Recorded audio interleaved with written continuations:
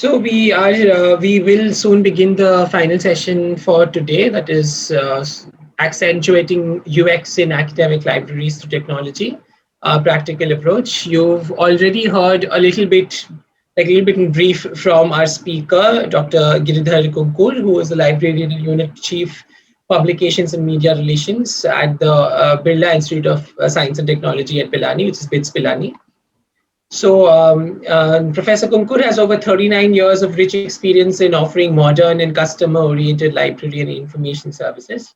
He is right now working as a librarian at BITS Pilani and is known for effectively transforming the BITS library and has held the position of Chief of Publications and Media Relations Unit in the non-institute.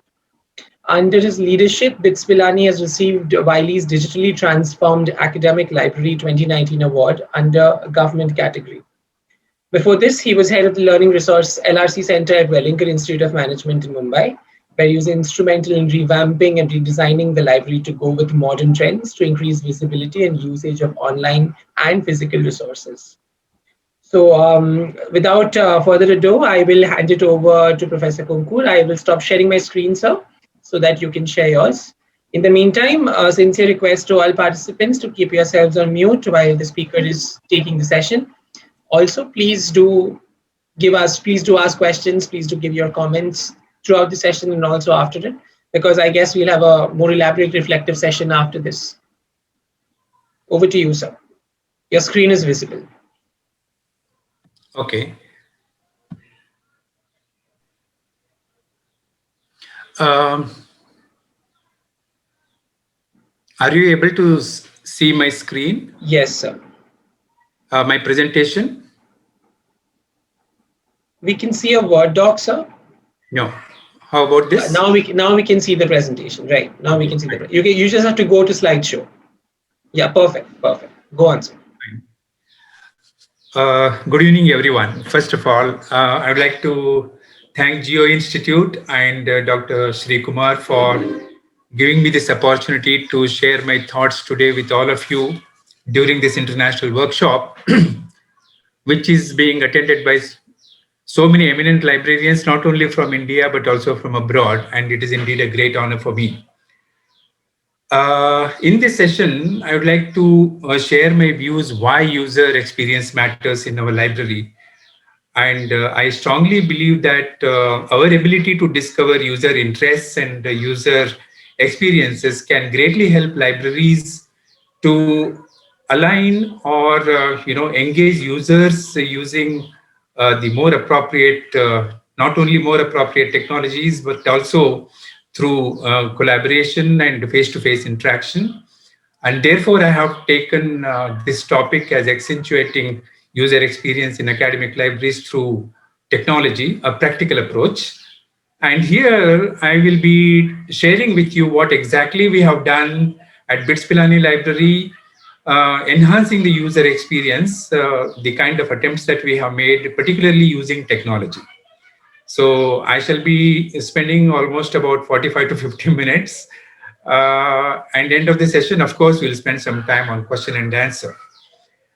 Friends, there are several examples when we talk about user experience. There are several examples where users themselves get connected emotionally with the libraries, for various reasons. And many a times we do not even come to know about that, whether it is in your library or in my library. We may have come across several such examples. And I would like to share with you my experience of such an incident that happened with me a few years ago when the Professor Narendra Ahuja, who is currently working in the Department of Electrical and Computer Science at University of Illinois, USA, who is a BITS alumnus, he visited BITS Pilani Library about 3.5 years ago. And he came to me and asked me whether I could help him in finding a book that he was trying to trace in the library. And he said the title of the book is What Religion Is, in the words of Swami Vivekananda, edited by John Ale. And he said he used to read this book when he was a student in 1985, which means he was talking about the book that he had read almost about 36 years ago. I said, sir, I will check the catalog. I quickly did a opaque search, and fortunately, I could find the book in the stock. I told him, let's go to the shelf and take it out. So I took him there, and when I went there, fortunately, again, I could locate the book fairly quickly, and I pulled out the book from the shelf. The moment I pulled it out, he grabbed it from my hand, and he said, sir, this is the book that I was longing to look at, and this book has transformed my life, and whatever I am today is all because of this book. And he had actually come along with a photographer. So he what he did was he held that book in his hand with a smiling face, took the photograph. He kept it very carefully on the table, took the photograph of the cover page, opened the title page, took the photograph. He went inside and took the photograph of the due date slip. And he told me, so these are the 3 dates when I had borrowed this book from the library. That really amazed me, like this gentleman remembers the date when he had borrowed this book from the library almost about 36 years ago. And he went on clicking quite a few pages in the book. Out of curiosity, I asked him, so you are taking so many photographs of the book. Is it because the book is out of print or what? He said, no, no, no, I have this book at home. That further amazed me. My God, this gentleman has got this book at home, and he is coming all the way from US to look at this book. He said, yes, actually I wanted to come here, touch this book, feel this book, smell this book, because I know what this book has done to me in my life. So friends, actually he was, sharing with us his lifelong experience. Now, we as librarians actually must acknowledge the fact that the users adopt certain behaviors that they believe will lead to their success. And it is, far too easy for us as librarians to make incorrect assumptions about the user's needs and motives. And we must come out of our comfort zone to look into user in the life of the library, which is a wrong way of saying it. Instead of that, we should look at, the users, library in the life of user. That talks about user experience. Okay. So before I proceed, I would like to take you through the definition of what is user experience by Mike Kuniowski. And he's a very well-known author, and he's an expert in this subject. According to him, user experience is the totality of end users' perceptions as they interact with the product or service. So these perceptions include the effectiveness of the system.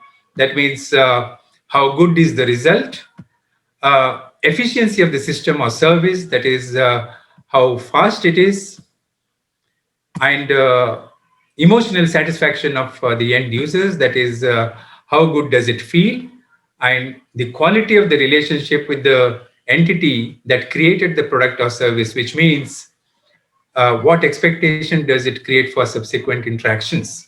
Okay, so I found this particular definition pretty apt for a library environment, so I chose this. And user, let me shift this particular panel from here. It is troubling me. I'll take it down. Okay, so user experience is motivated by a call to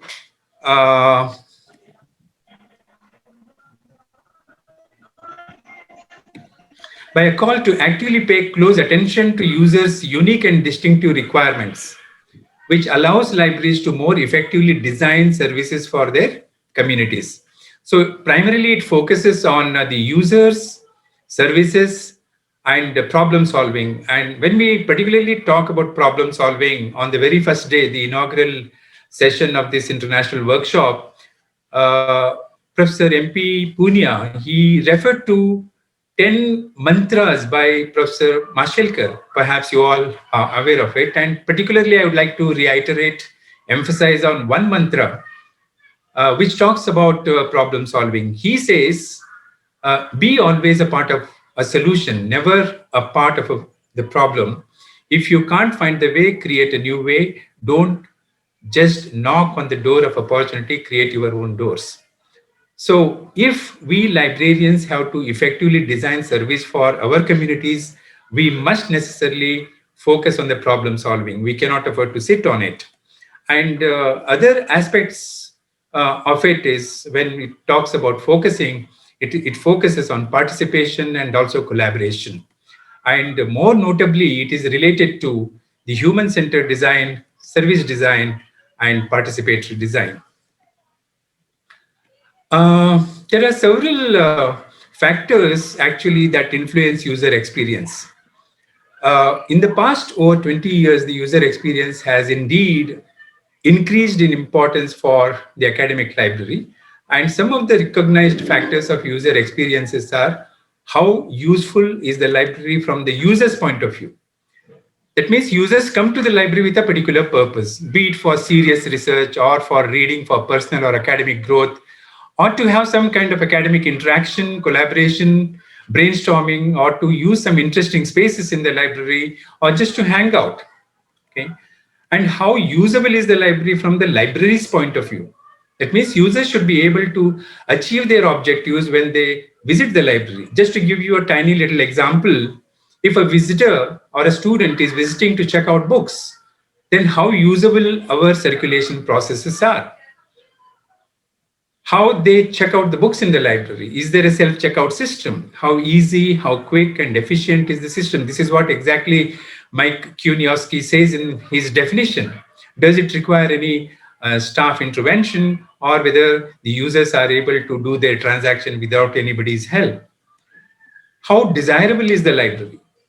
Okay, that means the way we present our libraries, the overall presentation of the library, the kind of displays that we make, the sitting arrangements, the comfort that we establish, and whether the environment is clean and attractive enough for our users, and whether the staff members are very well informed, helpful, with a smiling face, inviting the users, and whether the necessary infrastructure is in place or not. And the next factor is, how findable is the library? That means whether users are able to find items without anybody's help. Have we provided enough directions and instructions which are concise and clear? And how accessible is the library? What does it mean? Like, are there any obstacles? And whether we have made sure that everything is wheelchair accessible, and have clear paths for fire drills and other emergencies. And we should not be placing books too high or too low, for that matter, and creating trouble for the users. And how credible is the library, which means when students enter the library, they need to trust us as librarians, and they really need the freedom to read and do other academic research and innovative work, and we must protect their privacy. We must respect their privacy. Okay, so these are some of the recognized factors of user experience. Looking back, friends, last few decades, the library space planning, as you would know, was driven primarily by the concern for printed material. The storage came first, followed by other space-intensive print-related needs of the library, such as acquisition. Okay, right from the inception of the library, we have been acquiring books, and till now, I'm particularly referring to the print sources, and they are occupying a large amount of space. We need to make that kind of a provision in the library. Therefore, the library is a growing organism. And imagine the kind of library, card catalogs, cabinets that we used to have in the library, occupying a lot of space in the library. And if you ask any the present day users, particularly the youngsters, they do not know what these catalog card cabinets are for.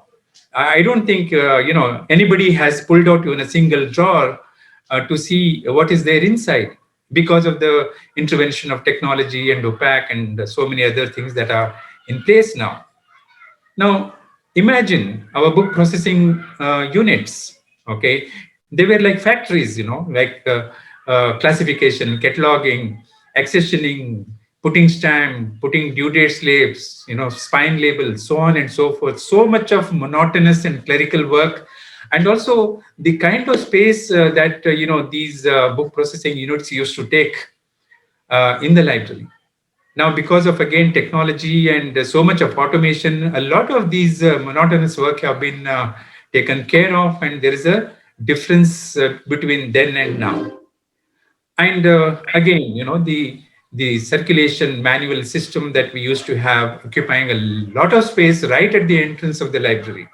Now with RFID technology, the entire scenario is changed in the library.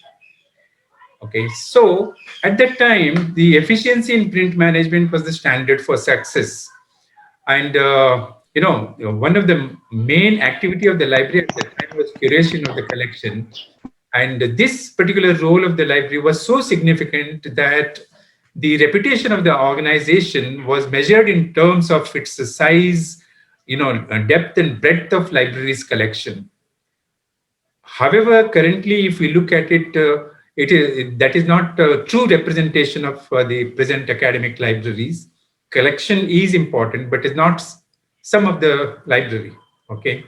Now, due to rapid decline in the print, which has taken librarians by surprise in the last over 20 years, now looking at the present day, the kind of hybrid library system that we have, the librarians as well as libraries are challenged to design the spaces to support the users, which require awareness of a whole new set of variables, be it pedagogical and learning styles and current and emerging new technologies that we need to implement in the library, and the cultural expectations of our own users, and the library's own requirement of enhancing the user experience. So to achieve all this, the libraries are constantly redefining themselves. Now, as perhaps you all will agree, in the recent past, there is a paradigm shift in the education system. To catch up with that, many libraries world over have adopted new standards, introduced new services, implemented new technologies.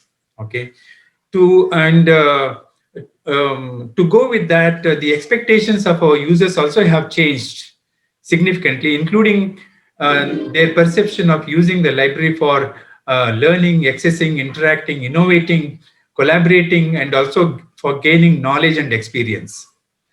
Now, with the use of appropriate technology, engagement of appropriate technology, because the technology will certainly continue to be a powerful driver of deep and sweeping changes in the time to come. And when we adopt this and put them, we can present our libraries as visible, valuable, and productive partner in achieving the organizational goals. Now, the picture speaks 1,000 words. Now, look at this picture. Perhaps you'll be able to figure out what I'm trying to say here.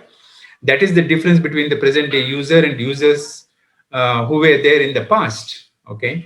So when we talk about present day users, they are very, very tech savvy, very demanding, and invariably they think that they are empowered by Google. And they are not really very much bothered about the kind of information that they get and the source from where it is coming, how authentic it is, how trustworthy it is. They're not just bothered, as long as what they get using their handheld swanky gadgets, if they feel that they are happy with what they get, does not matter, even if they do not go to this second page of the search result. So that's how the trend otherwise. And we librarians know that Google is not answer for their academic and research requirements. Okay. And the younger generation, they want to see that everything works, functions effectively. They want to seek answers to questions and avail services with minimal efforts. And also, they do not have patience. Okay. So these are some of the characteristics of the present day users. Whether it is in your library or in my library, anywhere in this world, the vast majority of the users that we have in our libraries are youngsters, the young generation, the generation Y. So we need to necessarily align our services to go with the aspirations and the requirements of our younger generation, whether we like it or not. And whether it is in terms of the technology or the resources and facilities, infrastructure, whatever it is, we need to necessarily, you know, align our services. Otherwise, there will be a void, there will be a disconnect. Okay. So we may become, what should I say, irrelevant to them, or libraries may become irrelevant to them if we do not catch up with what they want in the library. So, libraries, usually with a lot of budgetary constraints, as you know, are still making good amount of investments in acquiring print, both print as well as digital resources. And these resources are normally made available through the library websites or information gateways known as library web portals. Okay, so many a times what happens with the library websites and portals is that they are a bit complex, in the sense that they are not user friendly and are static. That is one way communication, so they are not interactive many a times. Okay, so what happens is, if a user is trying to cull out some information from a library website, information is there, but it is deeply embedded somewhere in the deep pages of the library website, and the user is taking some time to get it. So what happens, as I mentioned, they do not have patience. So they may prefer to use popular search engines such as Google as a quick solution for their immediate information needs. So then what happens as a result of this? It is actually result in underutilization of libraries' electronic resources. So keeping this in mind, the planning, designing, organizing the content with distinct features such as quick access to resources, services, federated search engines, dedicated spaces for users to engage them as part of the library portal, along with interactive points to communicate with them, would become very, very critical and important aspect of the library portal. And what you are seeing on the right hand side is the BITS Pilani's in very interactive library portal. Okay, so I strongly believe that the online presence and the technology applications in the library are as important as library's physical infrastructure and its resources. So with these ideas, the BITS Pilani library we developed an online portal in collaboration with students. We engaged our own students to develop this particular website using PHP language. And, the main purpose of developing this was to engage users with the proactively and making the library services more relevant, visible, and quickly meet their teaching and learning needs. And at the same time, we wanted to make the library portal as a platform for marketing the library services. Okay, the objective was to build relationship with the user, get them engaged with the library to recommend, share, suggest, complain, and compliment and give feedback. Okay. So at the same time, it was intended to provide opportunities for the users to engage with the library. So these were some of the main objectives that we had in developing this. And I wish actually I had made a live demonstration of this interactive library portal, but because of the time constraint, I have to depend only on my slide, shows here. So, to enable the users to quickly access either the resources, services, or to book spaces in the library, what we have done is, we have designed separate icons for each of these activities. Okay. So, and there are again, separate individual icons that we have created for each of these resources, services, and spaces to make them look prominent, as well as for ease of access, as well as for branding. So these are just a few icons associated with resources and services which are integral part of the library portal. And at the same time, we have also provided the federated search engine, the discovery tool, before and after the login pages, and have named it as One Search. And this One Search is a single search box which pulls together all BITS Pilani library resources to get the most relevant search results. Now, there are several services that we have added as a part of the library portal. And I would like to take you with through some of the services and spaces and things like during this session. And to begin with, it is about Book Finder for You. And it is a tool that we have developed again using PHP language with the help of our students and things like that. And now this particular tool helps the users to quickly locate the books in the library without wasting their time. It is almost like instantaneous. Now, why did we develop this particular tool? I just want to give you a little background about this. Almost about 5.5 years ago, because of the size of the library, it's a pretty big library with 65,000 square feet, and we have almost about 250,000 books. And all these books are distributed in 6 different halls. And what had happened at the time was there were no proper guidance or the bay guides or directions to locate these books in the library. Even the library catalog, did not direct the students where to go in the library to find that particular book. Okay, so something, that signage was missing, that direction was missing, pathway was missing, and finding a book was a Herculean task. So there were so many complaints coming from the students and all that, and I thought, this is not the way to present the library and all that, and there was a huge problem. So we needed to give a solution. So we had a series and rounds of deliberations on this along with the library staff, and finally we came up with a strategy, with a solution. I'm not going to tell you the strategy as of now, but certainly I'd like to take you through the tool that we have developed to give you an example how it works. I want somebody to confirm that when I click this, the tool opens. Can somebody tell me, confirm that the book finder is opening? Yes, we can see it. Yes. Okay, fine, great.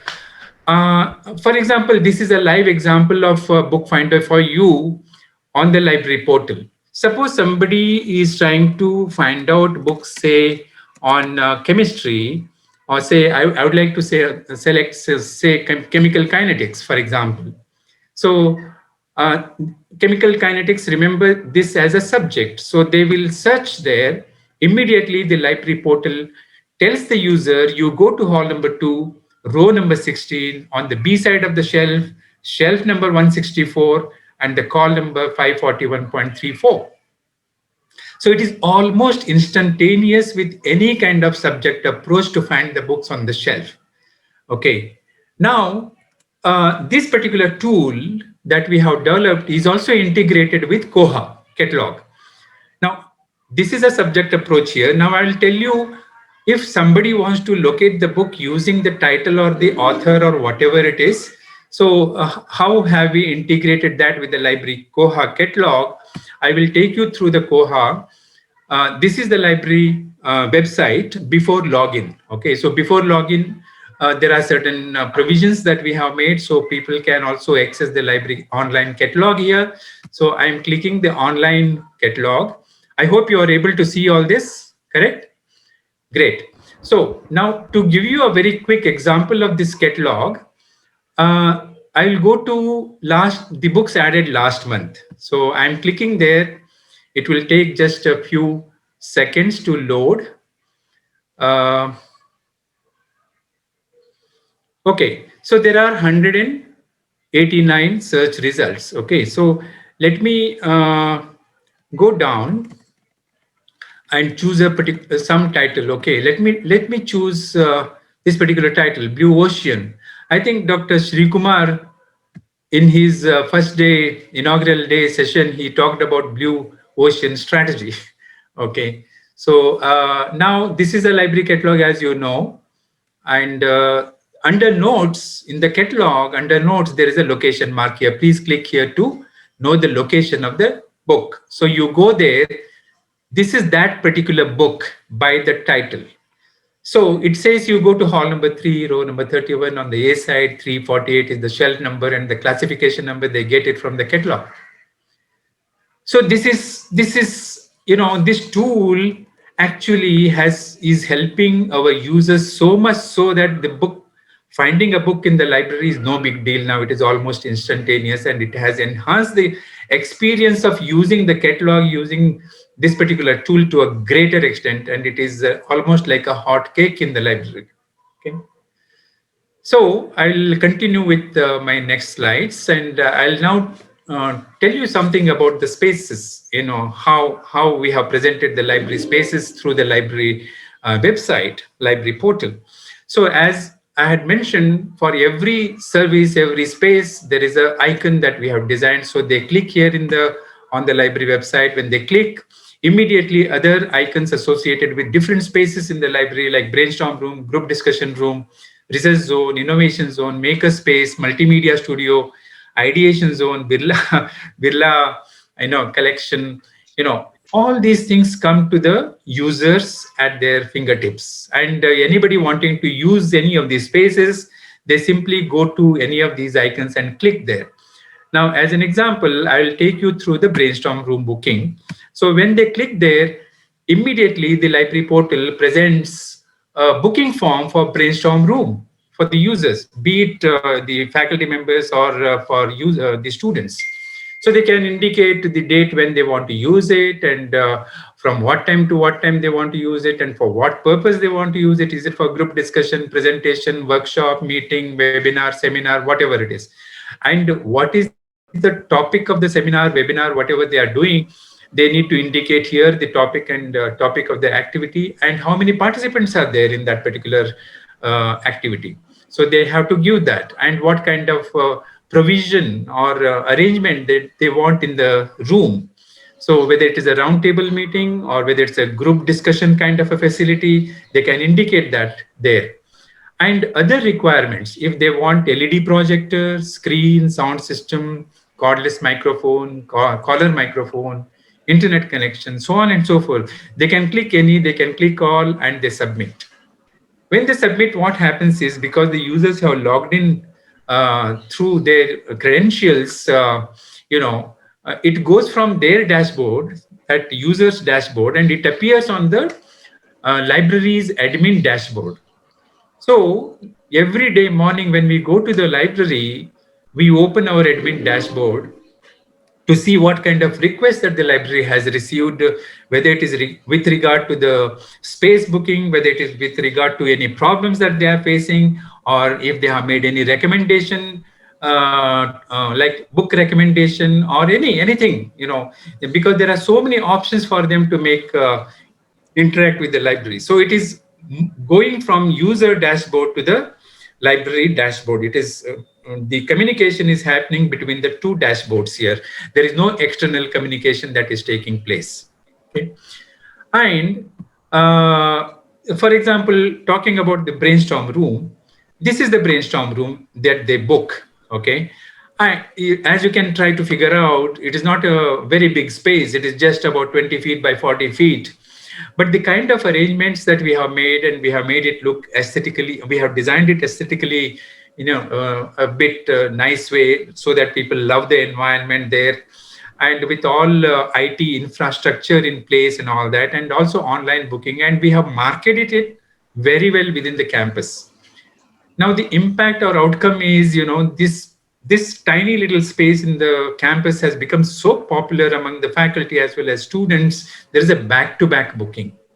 Back-to-back booking, I'm just telling you, as a matter of fact, last 2 years prior to the lockdown, almost very close to 20,000 students have booked this small little space.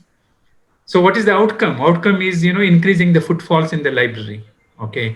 And also they love to use the space. So enhancing their experience of using the library facilities and things like that. Okay. Right.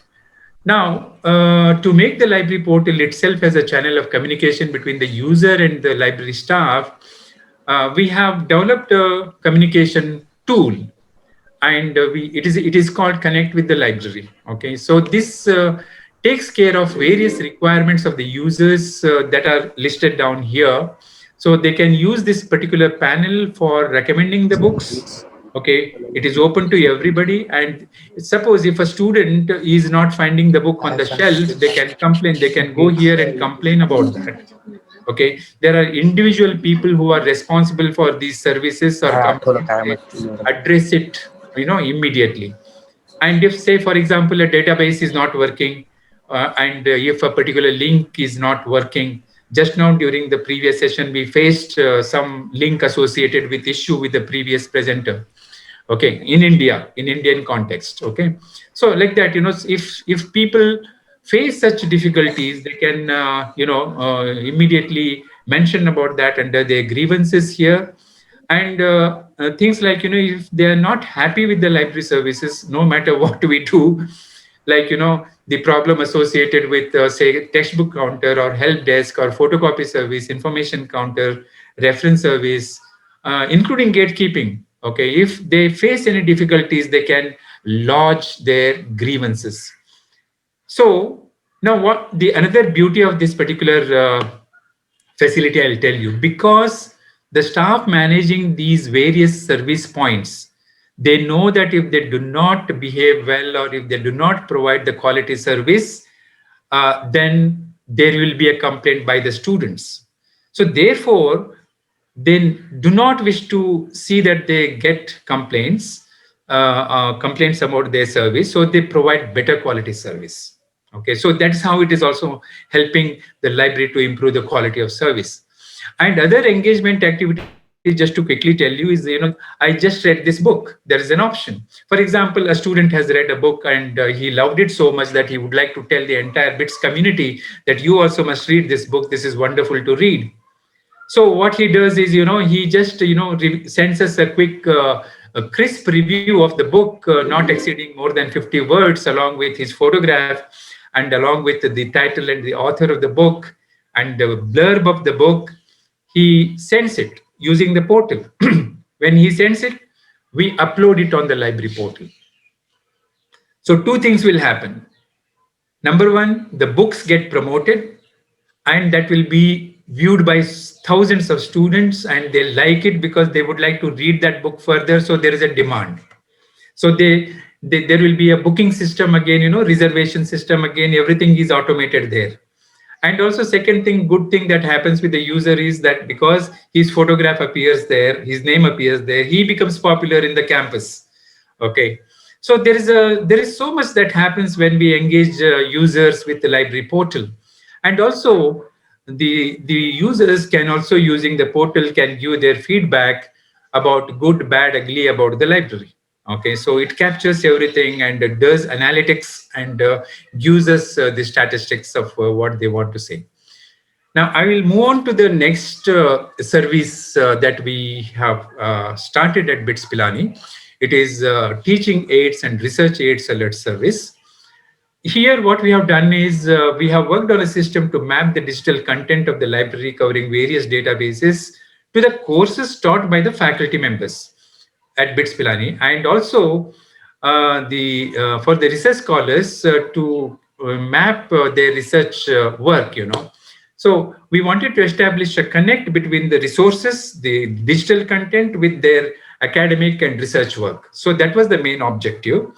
So the here we wanted to send or make available a maximum of 10 articles which are latest, peer-reviewed, and full text relevant to their classroom teaching or research areas in the form of alert, either on a weekly basis or fortnightly or a monthly basis as per their choice. So that's how we wanted to design it.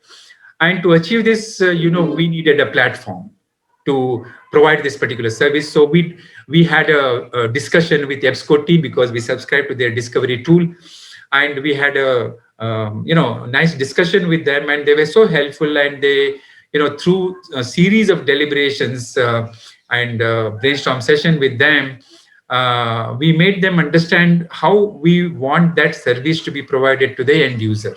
Okay, and we came up with a solution for that. And it had to be a simple process from the library admin point of view, where the library administrator, can easily set up to 5 alerts for a single user at a time in one single email. Okay, that's how we wanted it. And the platform we have developed to which meets all the requirements of the library. And definitely there is a dedicated team that is responsible for setting up of the alert service. And this is what is the a query form, the alert setup form, which is a very simple user interface from the library admin point of view, where we can at the back end enter the name of the user, email of the the person who would like to receive the service, and also upload the logo of the university, so that when they get the alert, it goes with the logo to make them sure that it is coming from the BITS Pilani library. And also to personalize the service, we can enter the header of the alert, making it very specific to the person concerned. Like, for example, we can say teaching aids alert service for Professor Smita. So when Professor Smita receives the service, she feels connected with it immediately because her name appears on the header, and there's a feel good factor. And other things like how frequently she wants to receive the service, whether it is weekly, fortnightly, monthly, whatever the frequency of the alert service, and how long does she want to receive it, whether 2 months, 3 months, 6 months, they can indicate, and we can actually set the alerts according to that.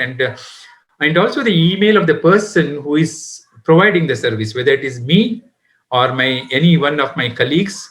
They can whoever is creating the service, they can give their email. What happens when somebody receives the alert service, they know that it is going from this particular staff member. In case of any grievances, if articles are not relevant, they are not happy, they can connect with that individual and get it sorted out. Okay. So the faculty members and research scholars, they are expected to give us, the 5 keywords related to their teaching or and or research. And there is a query form, which is a part of the entire, the platform, where we can enter 5 keywords given by the user.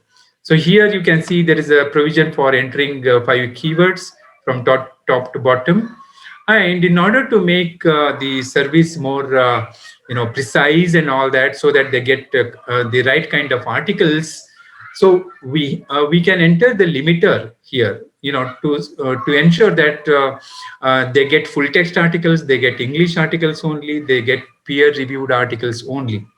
Okay, so we can make it very specific.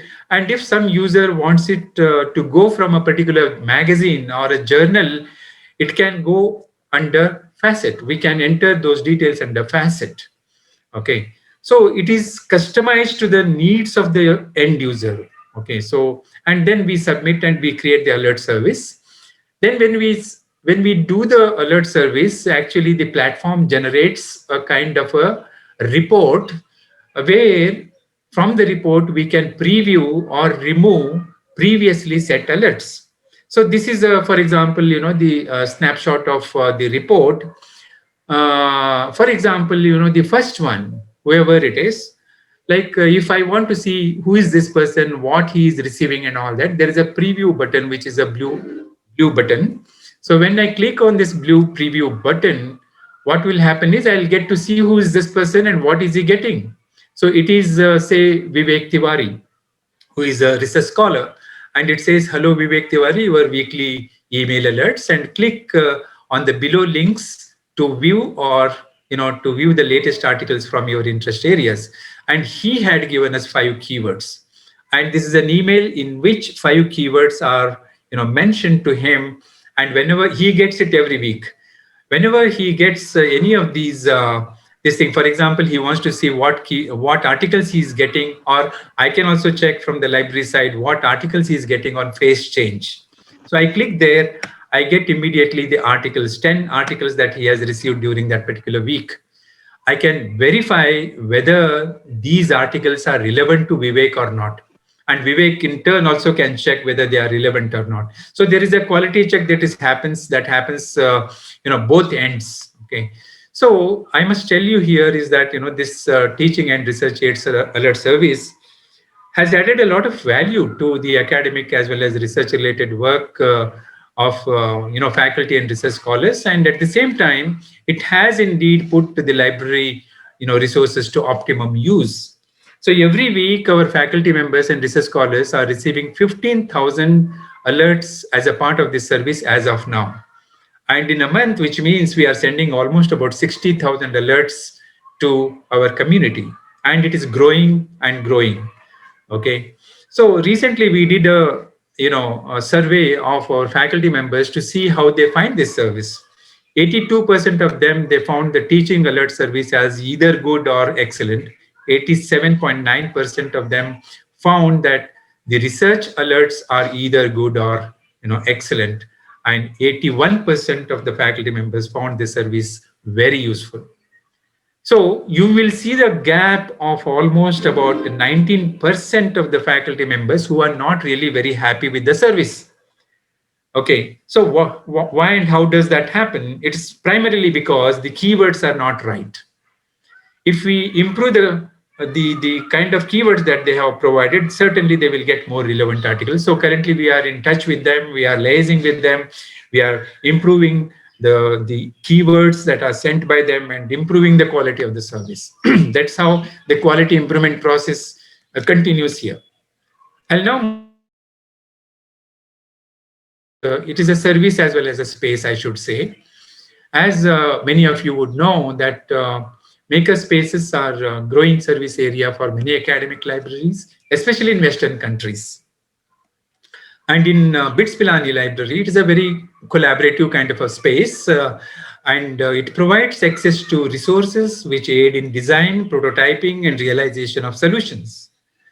And it gives enough freedom to explore and experiment out of the box ideas in real time, and facilitates the collaboration with other like-minded students and faculty to work on projects and create products which have impact across different levels. Okay, so the idea behind setting up of this separate, maker space is it triggered as a result of several rounds of discussions that we had with our faculty members. The only prerequisite to use the space is a very strong desire to learn and create. Okay, and this facility indeed aims to serve as a working ground for independent students projects, and there are several projects that students have used using makerspace in the library, and they are all technology oriented. They have provided solutions such as they have developed a 3D printed biometric face recognition machine for marking attendance, and they have creatively engineered the products from electronic waste generated on the campus. They have come out with sustainable solutions to water scarcity problems in Pilani. Okay, and also they have developed prototypes on rainwater harvesting and so on and so forth. And this space has been created as a separate and very well furnished section in the library with access to the state of art resources that we have.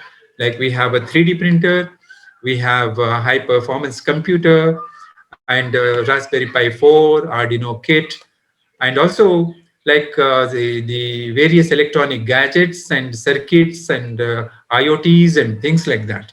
Okay, and the addition of these electronic components is going on continuously based on what our users want. Okay, and all these resources are being added to the library catalog. This is a library catalog, and you can see that we have created a category called makerspace where all these resources are entered. When when a student clicks makerspace, he will get all the items that are available with the library makerspace. And just like they can borrow books, they can borrow these electronic items. And a very well trained library staff actually handles this circulation of electronic gadgets so that and there are no mistakes happen, and it is handled carefully.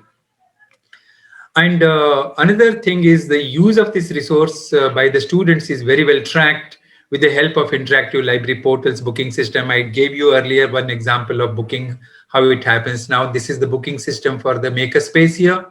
Here, through this, we know who is using the makerspace for what, when, and why.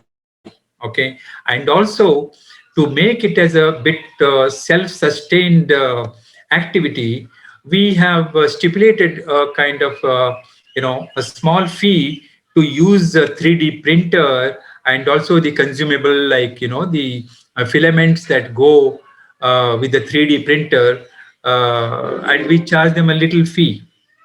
Why? Otherwise, anything that is free given to the students or users, it is not valued so much. Imagine if you happen to give a free photocopy service, what happens? There's a lot of misuse. So similarly here, just to make it people use it for serious activity, we do this. Okay, now talking about the novelty, practicality, and impact, this maker space and innovation zone that we have in the library is managed by a club which is constituted by the library, and it is named Srishtara. It is the club name is Srishtara. Srishtara means creator in Sanskrit. Okay, it consists of 15 students from different disciplines, and they are responsible for management of both innovation zone and maker space in collaboration with incubation cell at BITS Pilani. That is very, very interesting. There's a lot of collaboration that happens with that particular department also. So this is the logo of Srishtara team, again created by our own students. And talking about the user experience here, it has been received with overwhelming enthusiasm and positive feedback from the students community. And we have conducted a series of workshops on how to use 3D printing, how to use simulation software in order to skill, create awareness, and engage the students community as well as library staff here.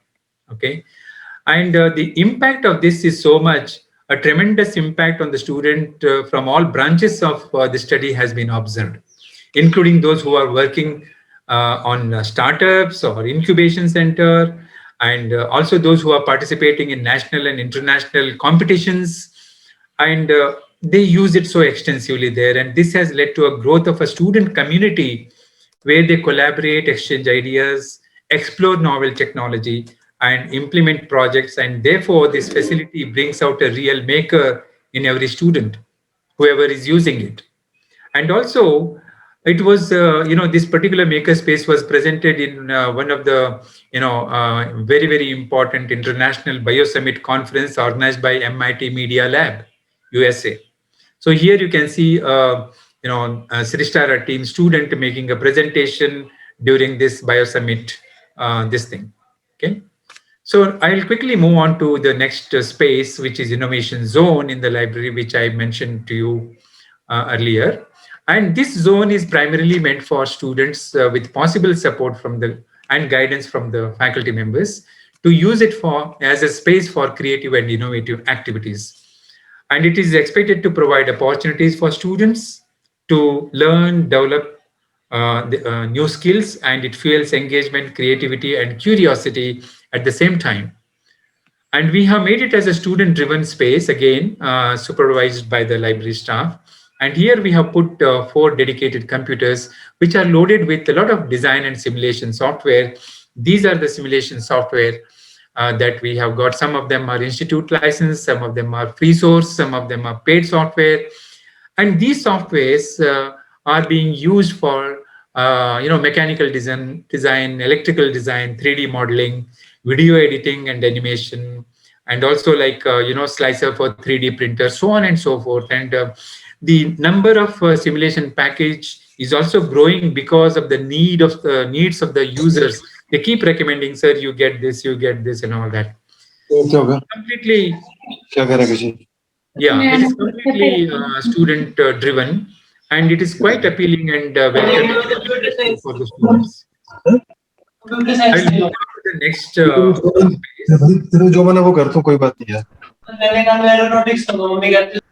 I think there is a disturbance. Somebody mute the microphone.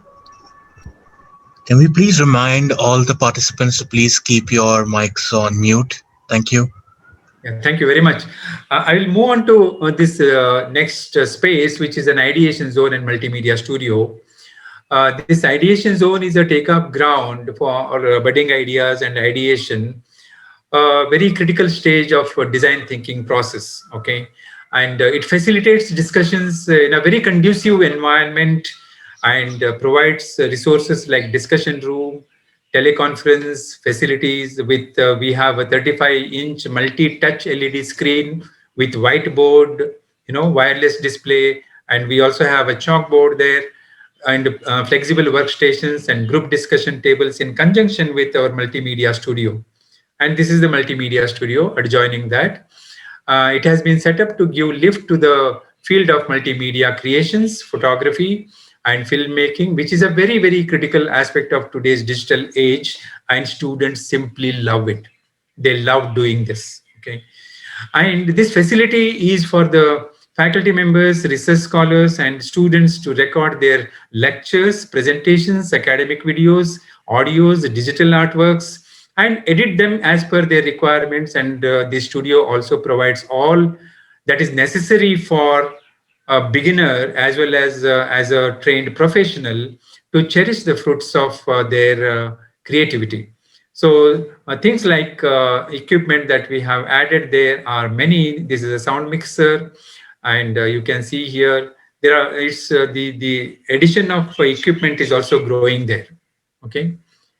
Now going to the next space, which is a very, very interesting space, and I feel very proud to share this with each one of you. And it is called BITS Pilani Heritage Gallery.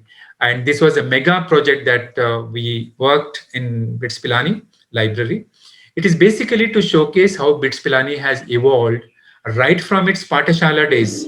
That means right from its kindergarten. Okay, that was 1901 to the present status of Institute of Eminence. It began with a few, primary school students earlier in 1901, and now it is where we are. Okay, so it actually tells the story of how it came up.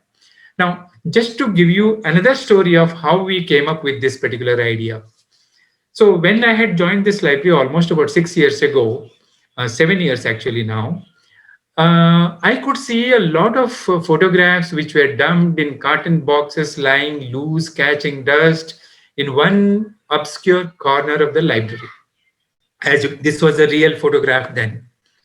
Okay, and so many cartons, so many photographs inside. And when I looked at these, the photographs inside, I found them to be very, very rare, very precious, very valuable, and they belong to the national leaders prior to independence, like Jawaharlal Nehru, Vallabhbhai Patel, Vinoba Bhave, Dr. Rajendra Prasad, Sarvapalli Radhakrishnan, Lal Bahadur Shastri.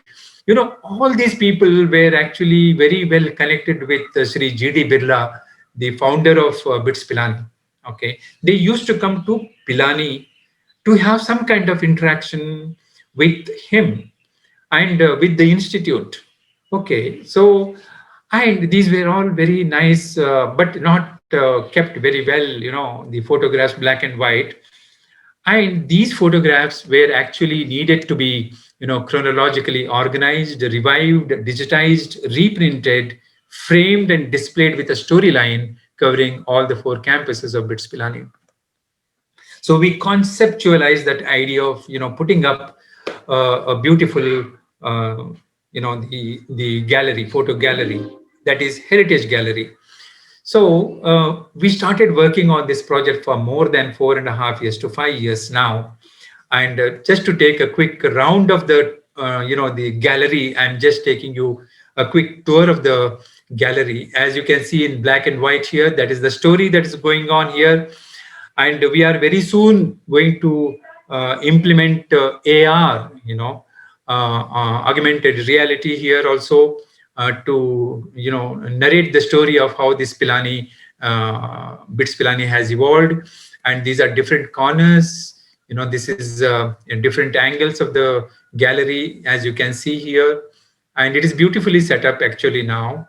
And this is Goa campus, Hyderabad campus, and Dubai campus.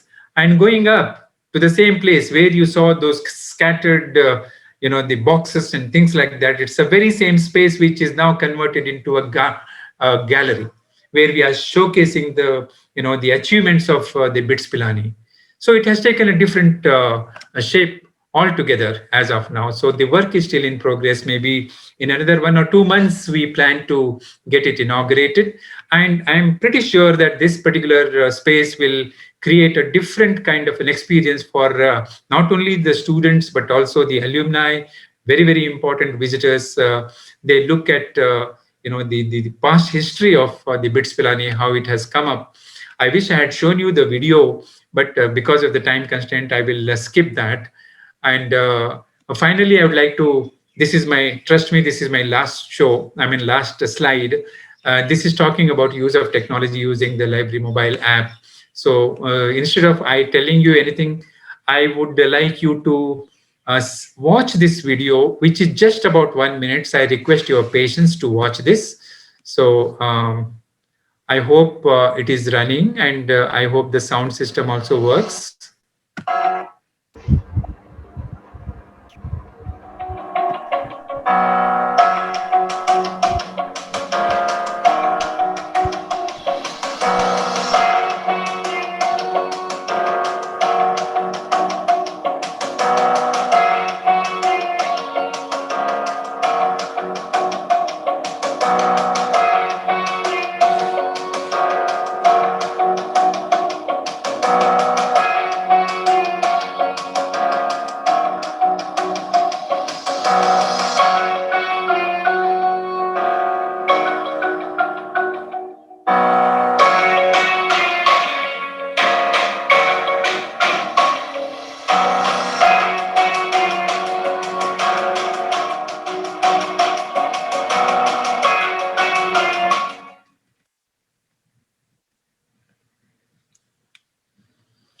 Okay, so I'll close this video, and I would now like to stop my presentation with last slide, just to conclude.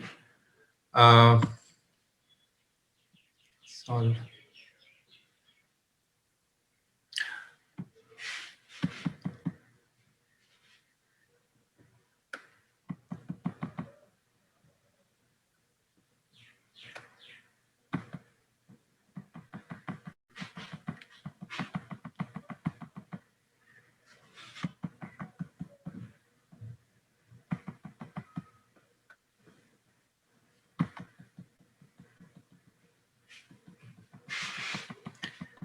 Okay, it's just I do not want to miss the last message from our director.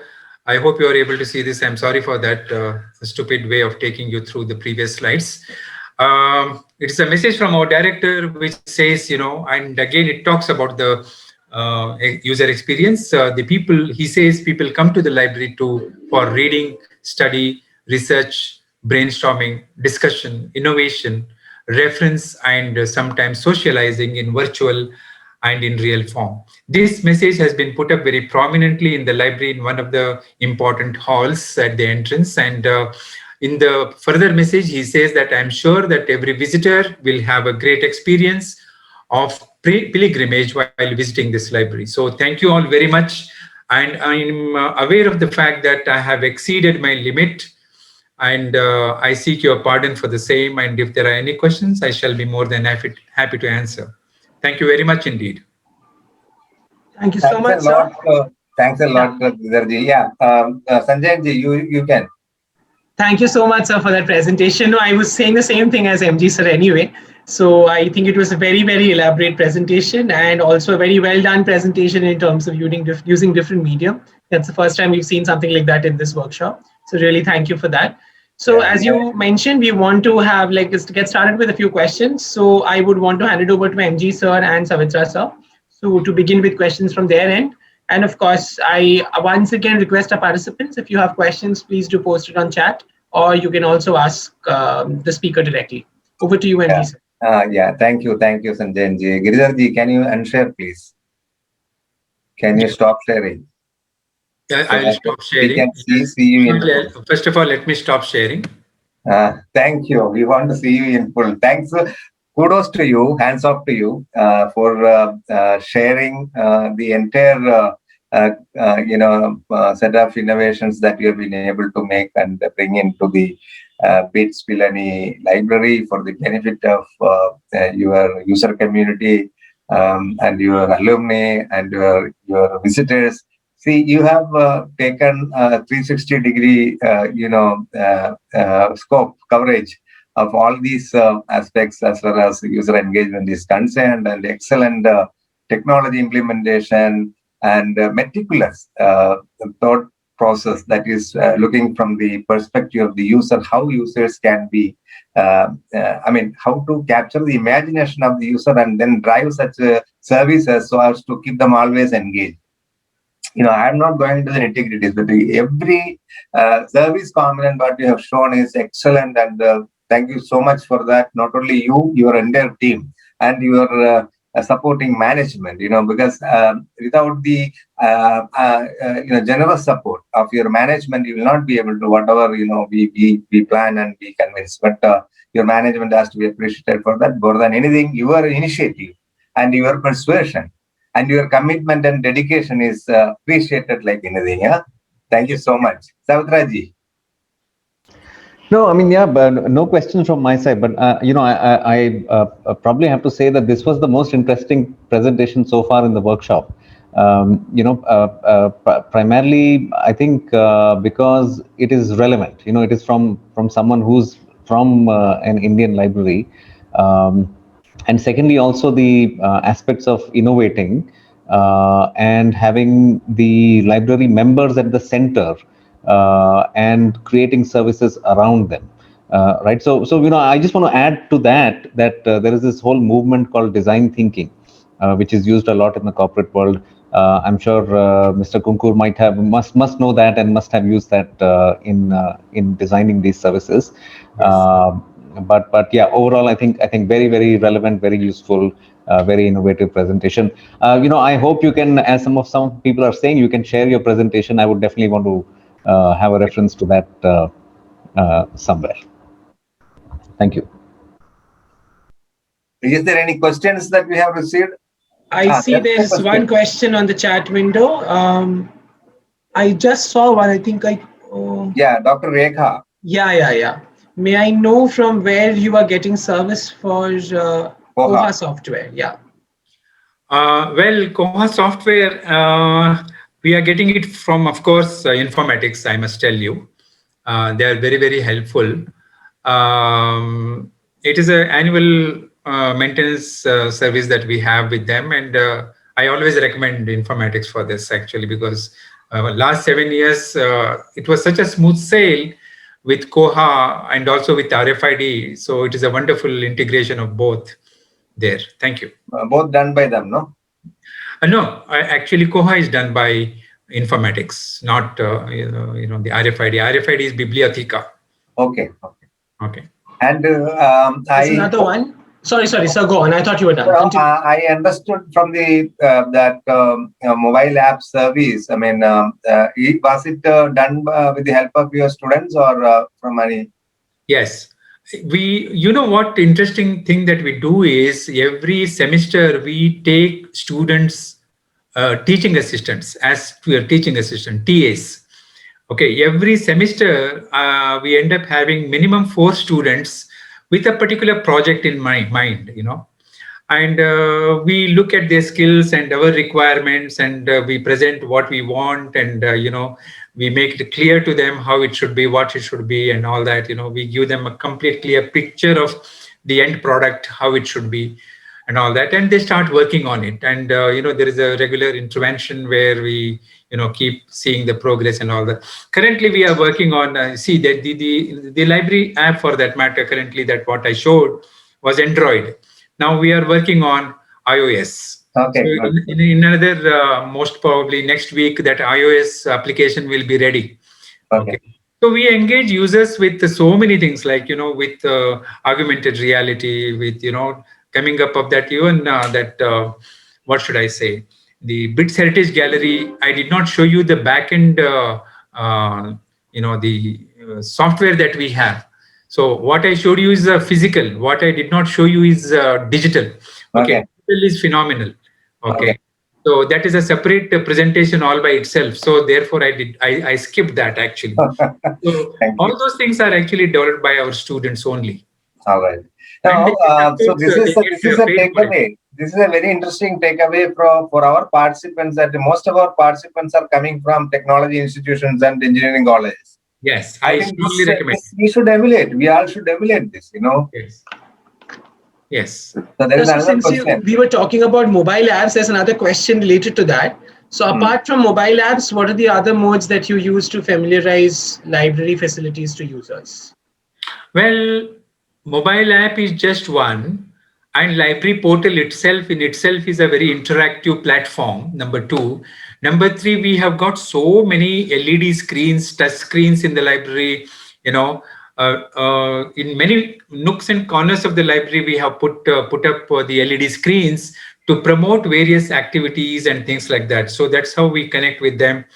And the communication about the library services also happens through a lot of emails and things like that. So there are different platforms that we use altogether. And social media, I did not touch on social media, and I was a bit slow in starting the social media. We started the social media just about 5 to 6 months ago. I was a bit apprehensive about using social media platform.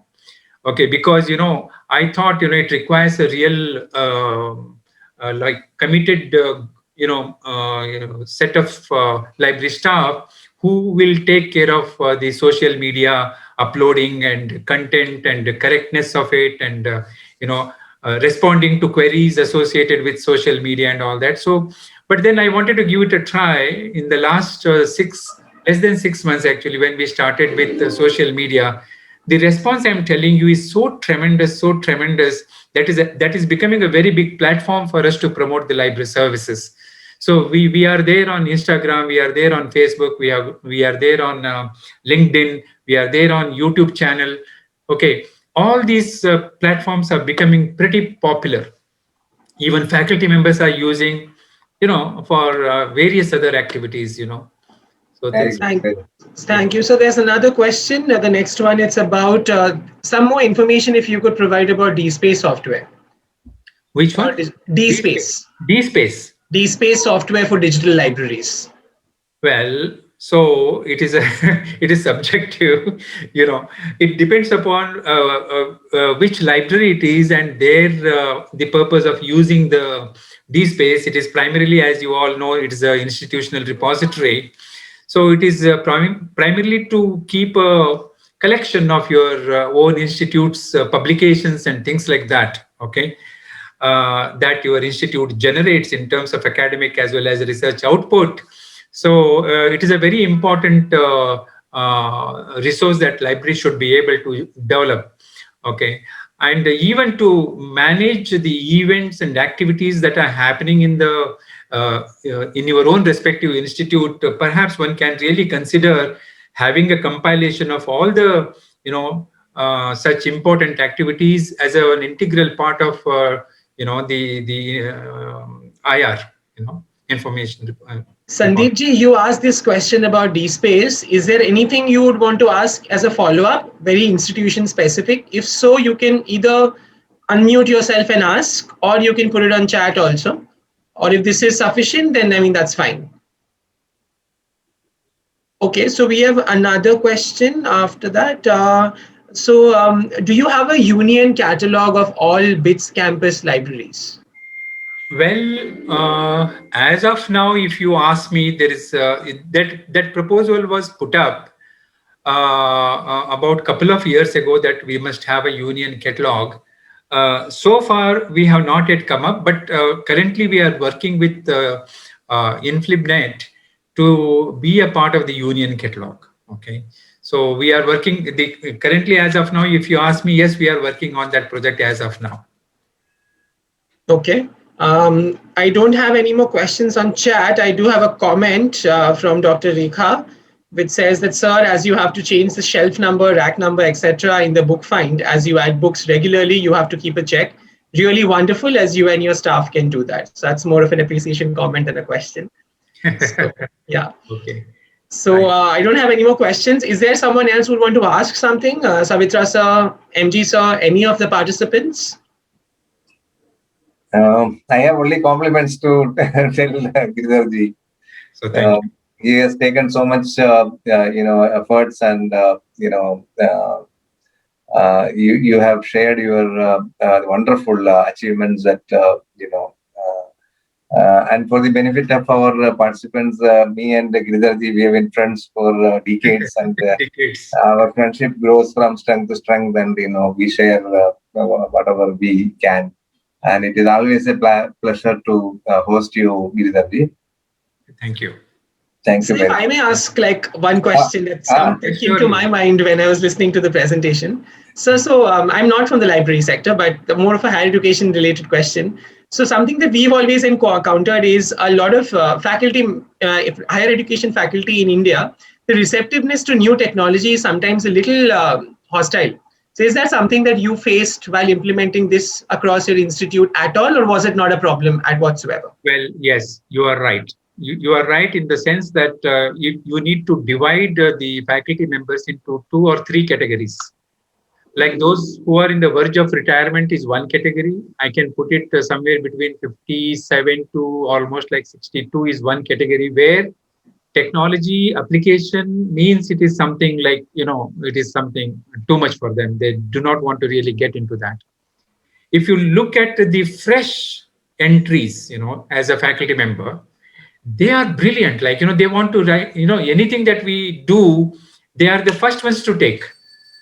Okay. So I am telling, right up to the age of 45, there is a higher level of acceptance of, the service. For example, I talked about teaching aids and research aids alert service. Though it is a matter of just receiving the alert service, the senior faculty members, they are a bit reluctant to use that particular service. But when you look at a higher number of coming and availing the service is always up to 50, 52, that level faculty members you will see in a larger number. Be it even downloading the library app. The younger faculty members are the first one to go, and the older ones, I need to persuade them. So, sir, do you incentivize use of technology in some way? Like, do you incentivize use of technology in some way? Like, especially if there is a reluctance from some faculty, is there something you do at an institute level? This is just a very thinking out loud question. I'm not from the library sector. This came to my mind, so I asked. See, what we do is, you see, there's a lot of convincing tactic that is required here. Okay, convincing tactic. So one tactic that we have adopted is we visit every department. There is a departmental interaction that we have. The library team goes to a particular department and we talk only about that department and the services associated with that department. Okay. And that is with a very close collaboration with the associated library committee member of that department, and who will take the lead in organizing that. And we make a presentation. We talk about the technology to be used, and we try to make a convincing what should I say, tactics over there to make sure that everybody is on the same plate, and they at least appreciate. If they do not wish to use it immediately, at least there is a lot of appreciation of such an effort being made by us. That is obvious. Okay. Thank you, sir, for answering the question. I mean, this clearly states that apart from getting all the technologies and getting everything on board, there is a lot of other work that also has to be done for it to be. Thank you. Thank you so much for the opportunity. Thanks.